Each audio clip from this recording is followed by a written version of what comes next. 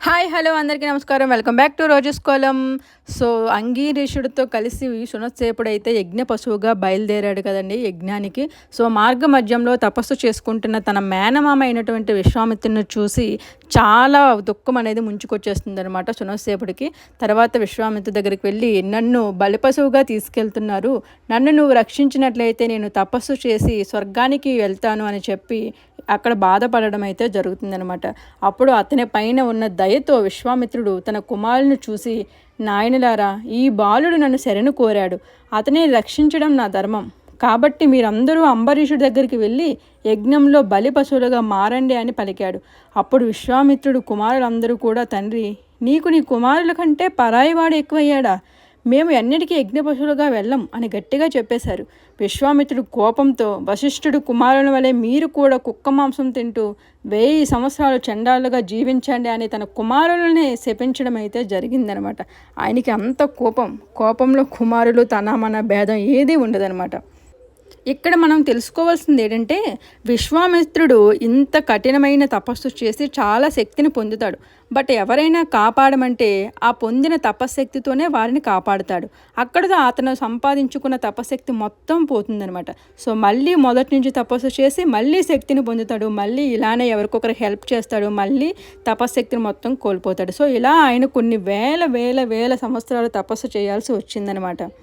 తరువాత విశ్వామిత్రుడు సునస్సేపుడితో, నేను చెప్పబోయే ఒక 2 మంత్రాలను నువ్వు యోపస్తంభం వద్ద గానం చేస్తూ ఉండు, అంబరీషుడు యజ్ఞం పూర్తవుతుంది, నీవు జీవిస్తావు అని మంత్రాలను బోధిస్తాడు. ఆ బాలుడు చెప్పినట్లుగానే 2 మంత్రాలతో పరమాత్మను ప్రార్థించగా ఇంద్రుడు సంతోషించి దీర్ఘాయుషును ప్రసాదిస్తాడు. అప్పుడు అంబరీషుని యొక్క యజ్ఞం పూర్తవుతుంది, బాలుడు కూడా కాపాడబడతాడు. ఆ తర్వాత విశ్వామిత్రుడు కూడా పుష్కర తీర్థంలో 1000 సంవత్సరాలు తపస్సు చేయడానికి వెళ్ళిపోతాడు.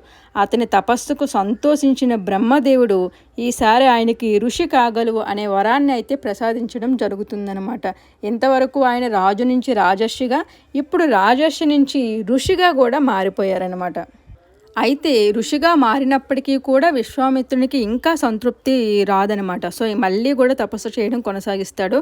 సో అలా తపస్సు చేస్తూ ఉండగా అదే పుష్కర తీర్థానికి స్నానం చేయడానికని మేనక వస్తుందనమాట. సో ఆ మేనకను చూసి ఆయన ఆమె యొక్క సౌందర్యానికి ఆకర్షితుడవుతాడు.